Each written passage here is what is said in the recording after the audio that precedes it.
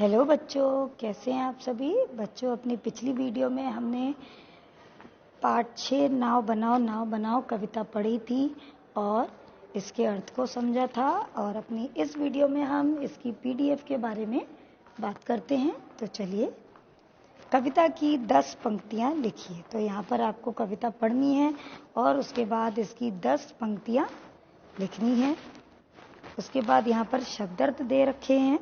सचमुच का अर्थ होता है बच्चों सही में, यानी कि वास्तव में। उसके बाद दूसरा शब्द है जल्दी का अर्थ होता है तुरंत, यानी शीघ्रता से। उसके बाद तीसरा शब्द है गुल्लक का अर्थ होता है पैसे एकत्र करने की जगह, गुल्लक जिसमें हम अपने पैसे इकट्ठे करते हैं। हर्षाना का अर्थ होता है खुश होना। और पांचवा है बस में का अर्थ होता है काबू में। छठा है आलस का अर्थ होता है सुस्ती। उसके बाद खोट होना का अर्थ होता है किसी चीज की कमी हो जाना। उसके बाद वाक्य प्रयोग है बच्चों। यहाँ पर मैंने आप लोगों के लिए वाक्य प्रयोग लिख रखे हैं, लेकिन आपको कोशिश यही करना है कि आप खुद से वाक्यों को लिखें। सचमुच, मैंने सचमुच में एक हाथी देखा। उसके बाद दूसरा है जल्दी। तो जल्दी का वाक्य प्रयोग होगा मेरा काम जल्दी पूरा हो गया। गुल्लक, मेरे पास एक गुल्लक है। हर्षाना, मोर को नाचता देखकर बच्चे हर्षाने लगे, यानी कि मोर नाच रहा था तो बच्चे जो है खुश हो गए थे। उसके बाद है बस में। हाथी को कोई भी अपने बस में नहीं कर सका, यानी अपने काबू में नहीं कर सका। उसके बाद आलस, हमें आलस नहीं करना चाहिए। सातवां खोट होना, राम में केवल झूठ बोलने का ही एक खोट है, या केवल वह झूठ बोलता है, उसमें यही कमी है। उसके बाद रिक्त स्थान भरिए। बच्चा अपने भाई से नाव बनवाना चाहता है। बच्चा चमकीले कागज की नाव बनवाना चाहता है। बच्चा नाव को पानी में तैराना चाहता है। बच्चा नाव तैराकर खुश होना चाहता है। बच्चा अपने भाई से आलस छोड़ने के लिए कहता है। उसके बाद प्रश्न 5 है, यहाँ पर प्रश्न उत्तर हैं। भैया ने क्या बहाना किया और क्यों।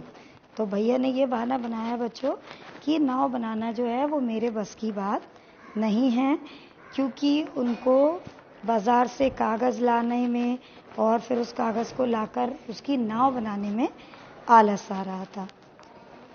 प्रश्न 2 है, कौन बूंदों और लहरों से लड़ते हुए आगे बढ़ रही है। तो कागज की नाव जो है वो बूंदों और लहरों से लड़ती हुई आगे बढ़ रही है। किसकी गुल्लक भारी है, किसकी गुल्लक हल्की है। तो भैया की गुल्लक जो है वो भारी है और बच्चे की गुल्लक हल्की है। उसके बाद पता करो 7 समुद्र कौन से होंगे जिनसे बादल पानी भरकर लाया है। तो 7 समुद्र हैं हिंद महासागर, प्रशांत महासागर, अटलांटिक महासागर, उत्तरी ध्रुव महासागर, दक्षिणी ध्रुव महासागर, अरब सागर और बंगाल की खाड़ी। क्या सचमुच बारिश के बादल समुद्र से ही पानी लाते हैं। वे इतना सारा पानी कैसे लाते होंगे।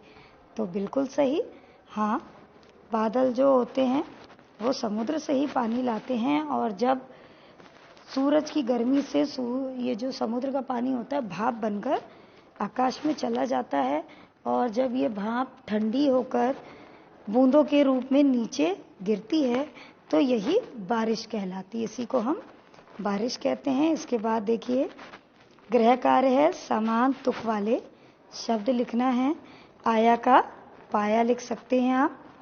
पढ़ेगा का पढ़ेगा लिख सकते हैं आप लोग। अड़ती का झगड़ती लिख सकते हैं आप लोग। खोलो का सोलो लिख सकते हैं आप। पाओ का जाओ या गाओ कुछ भी लिख सकते हैं। और सागर का आप नागर लिख सकते हैं या गागर लिख सकते हैं। 2 पर्यायवाची शब्द लिखने हैं यहाँ पर। पानी के 2 पर्यायवाची होंगे बच्चों, जल और नीर, उसके बाद बादल के 2 पर्यायवाची मेघ और घन। इसी तरह आपको नदी, समुद्र, भाई और आँख के पर्यायवाची लिखने हैं जो हमने अपने व्याकरण में पढ़े हैं। उसके बाद प्रयोगात्मक कार्य है, इसमें आपको एक रंगीन कागज़ की नाव बनानी है और उसको अपनी कॉपी में चिपकाना है। यहीं पर हमारी PDF समाप्त होती है बच्चों। Thank you.